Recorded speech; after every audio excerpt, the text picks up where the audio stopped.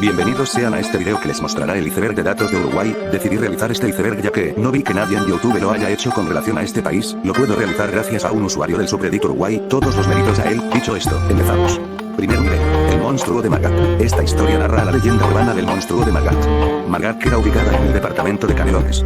Cuenta la historia que en las cercanías de esa localidad, bajo la sombra de los árboles, cerca de la medianoche, te puedes encontrar con un bulto tirado en el césped. Se trata de un montón de trapos viejos con un contenido curioso. A primera vista se puede confundir con un bebé recién nacido, por lo que el instinto humano y sobre todo femenino, te obligará a tomarlo en brazos y ponerlo a salvo de los peligros exteriores. Pero sin embargo, al mirarlo con detenimiento, verás una criatura con garras grandes, cuerpo blando, cubierto con una sustancia gelatinosa y ojos rojos similares a los de un felino. Ese monstruo te atacará directamente a la cara si tuviste la mala fortuna de sentir compasión por él. Una teoría del origen y la más popular entre los habitantes de esa localidad proviene de la historia de un accidente automovilístico en las cercanías, la cual involucra a dos padres muertos y donde su hijo más pequeño logró sobrevivir. La historia cuenta que este niño, debido a las heridas del accidente, sufrió deformaciones y se adaptó a la vida en ese peligroso bosque.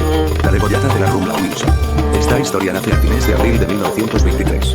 En un Montevideo que comienza sus grandes obras urbanísticas, un domingo por la mañana a la altura de la Rambla del Parque Rodó, un hombre encuentra el cadáver de Petrona López. La joven mujer, nacida en Argentina, ha sido golpeada en la cabeza y muestra un enorme tajo en la garganta. La policía no demorará en detener a su esposo, Javier Vega, en la ciudad brasileña de Santos, junto a una amante y a un supuesto sobrino, desde donde ha fraguado un torpe intercambio de cartas como si Petrona estuviera viva.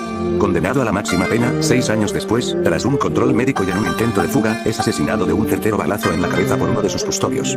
La Llorona del Parque Rivera. La historia cuenta que en un día de otoño, una mujer soltera, a pesar de las pésimas condiciones climatológicas de viento y tormenta fuertes, salió a dar un paseo con su bebé recién nacido por ese mismo parque. Al día siguiente, esa misma mujer apareció sin vida. La leyenda narra que ahora vaga por las noches de otoño, buscando al bebé que perdió. Su sola presencia hará que cualquier persona escape del lugar sin acercarse a ella. Macumbas. Las macumbas es un término utilizado en Uruguay y otros países para referirse a rituales religiosos que se relacionan con la manipulación de personas y a la mala y buena suerte. Los más siniestros incluyen partes de cuerpos humanos. Estos rituales se suelen hacer en lugares públicos, mayoritariamente parques o plazas. Puedes encontrarlos ya que se distinguen fácilmente debido a que se encuentran la mayoría de veces con fotos, velas y comida alrededor. El 5 de oro es falso. El 5 de oro es un juego de apuestas de Uruguay organizado por la Banca de Quinielas de Montevideo. El juego consiste de dos partes, el pozo de oro y el pozo de bacha.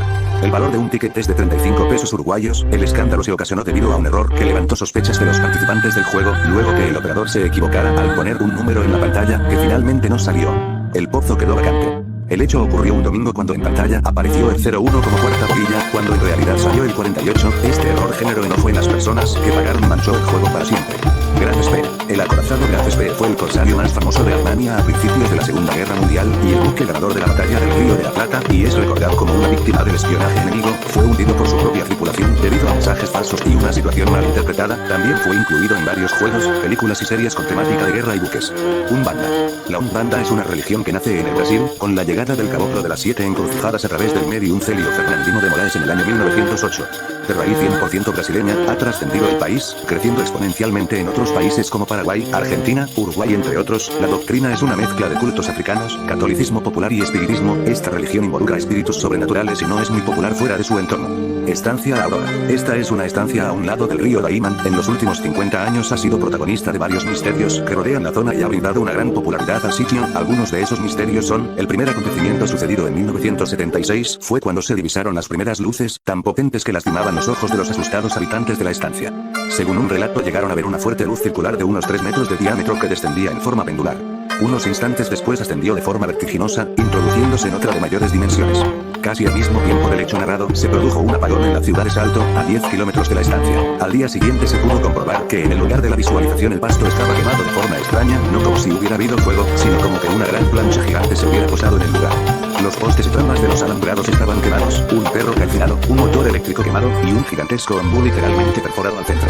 Este ombú, vivo aún, que brinda mucha sombra, mantiene hasta el día de hoy la marca de aquella potente luz que acompañó un gran tronar. En ese gran hueco ingresaban diferentes especies de pequeños animales, pero no volvían a salir. Allí morían, sin despedir olor a putrefacción, disecados. Otra famosa curiosidad fue cuando la Comisión Receptora e Investigadora de Denuncias OVNI, CRIDOVNI, la cual es una comisión interna dependiente de la Fuerza Aérea creada el 7 de agosto de 1979 por el Ministerio de Defensa, integrada por personal militar en actividad, personal militar retirado y civiles. CRIDOVNI investigó aquellas denuncias que los ciudadanos hicieron sobre objetos que veían en el cielo y que les llamaban la atención por ser manifestaciones extrañas a las que no están acostumbrados. Brindaron su informe y manifestaron que no hay ninguna manifestación extraña en la aurora, simplemente lo atribuyen a la caída de un rayo que fue el que quemó un árbol, perforó un bambú y mató animales que andaban en los alrededores. No hallaron radiación ni nada que fuese normal. Lo llamativo de las afirmaciones de PW es que el día que ocurrieron los hechos no había tormentas, era una noche estrellada, como ya vimos son muchos los relatos sobre visiones de luces extrañas y avistamientos de ovnis, objetos voladores no identificados, en las proximidades de la estancia. Algunos acampantes han contado que por las mañanas, aun cuando en toda la noche no se hubiera escuchado un solo ruido, encuentran misteriosas huellas en el pasto, como si un objeto muy caliente se hubiera posado y quemado la gramilla.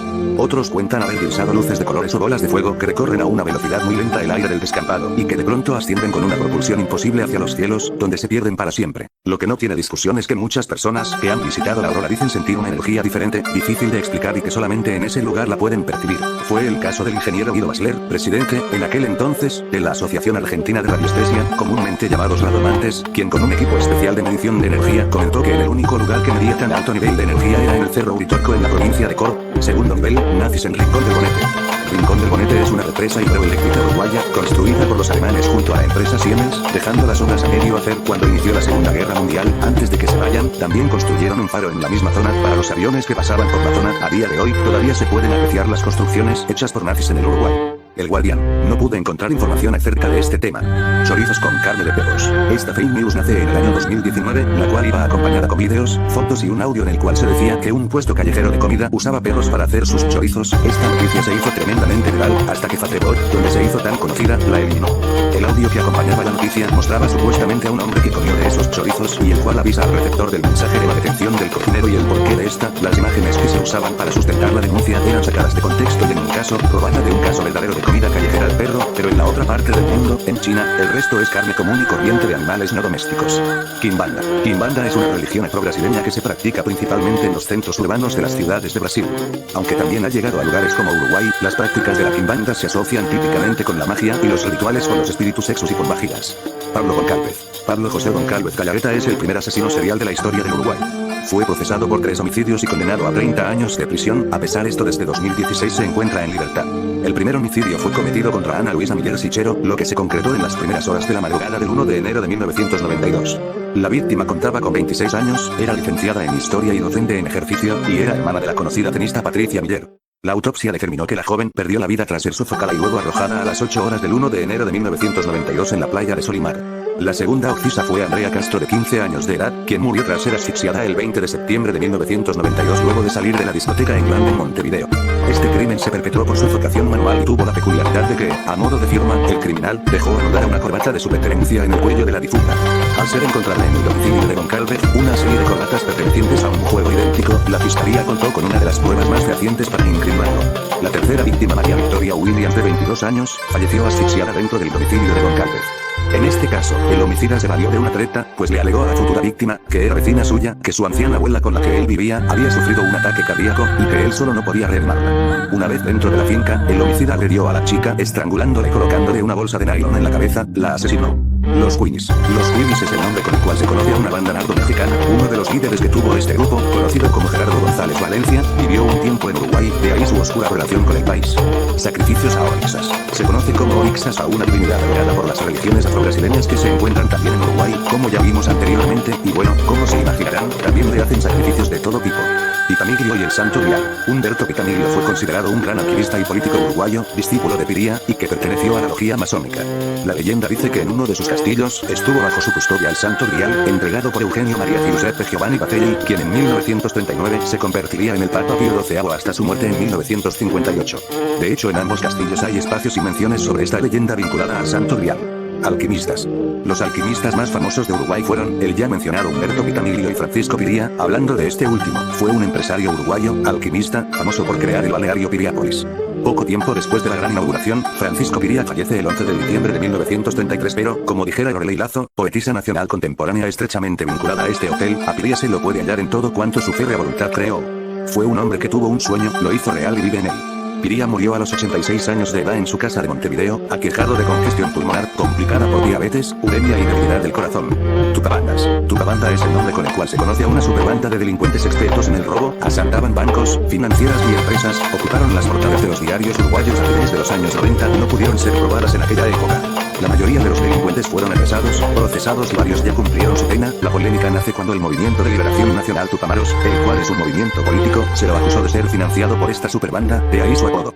Masones. Los primeros indicios masónicos que se detectan en el Río de la Plata se ubican a finales del siglo XVIII a través de masones españoles como don José Joaquín de Viana. Posteriormente, con las invasiones inglesas ocurridas en 1807, el Cuerpo Irlandés de Ocupación número 47 funda una logia que se llama Montevideo número 192, siendo encargada de iniciar al primer masón criollo, don Miguel Furriol, según consta en la Gran Logía de la Masonería del Uruguay. Este cuerpo de ocupación irlandés realizó la primera procesión masónica en el Río de la Plata, por las calles de Montevideo, el 24 de junio de 1807, portando sus atuendos e insignias masónicas ante el estupor de los pobladores locales de entonces. Rocco Moravito. Rocco Moravito es un mafioso italiano, conocido en ese país como el rey de la cocaína de Milán. Este tipo, el cual estuvo preso desde 1994, por delitos graves como tráfico de drogas, asociación mafiosa y otras, su relación con este país es que fue detenido en 2017.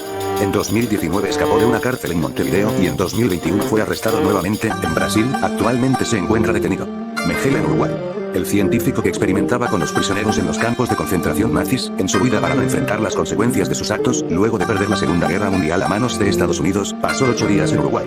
Se casó en Uruguay 13 años después de finalizada la Segunda Guerra Mundial con la viuda de su hermano, utilizando su verdadero nombre, sin que nadie se percatara de que se trataba del temido Ángel de la Muerte, que había asesinado años antes a Mil.